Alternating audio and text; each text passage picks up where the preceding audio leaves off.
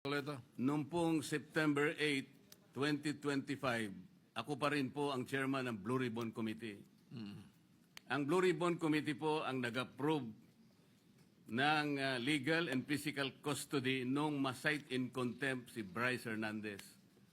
Nung makiusap po ang Speaker ng House of Representatives sa inyo, di po ba dapat nakonsulta naman ang chairman ng Blue Ribbon Committee? Dahil kami po, ginawa namin yon through the collective wisdom of the committee.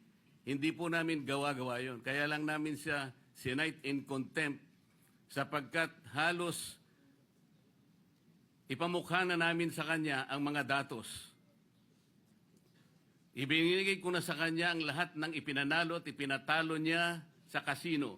Pati yung ginagamit niyang dalawang ID na galing sa LTO, ayaw pa niyang aminin. Ganun po yung nangyari. Gusto lamang namin siyang turuan ng leksyon para sa ganun kahit papano baka maisip niya na dapat sana mapahiya na siya sa sarili niya kung meron pa siyang kahihiyan.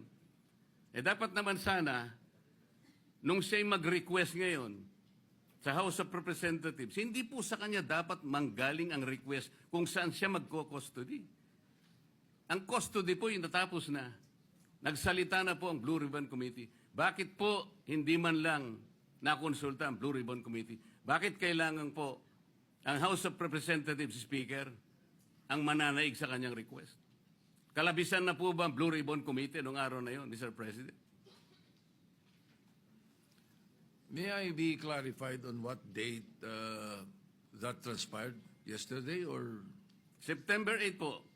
Monday? Yes, Mr. President. Majority Leader. Monday was the hearing here in the Senate. Monday he was cited in contempt. But Yeah. the hearing in the House was on Tuesday, September 9.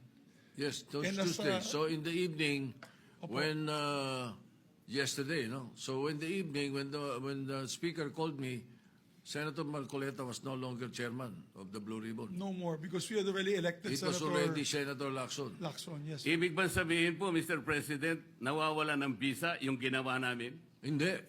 He's Ganun po pala. He's still in legal custody. Dapat po, Therefore, igagalang po kung ano yung aming iniwan. yes, Doon tayo magsisimula. Ang iniwan ninyo, cite in contempt. Hindi And po.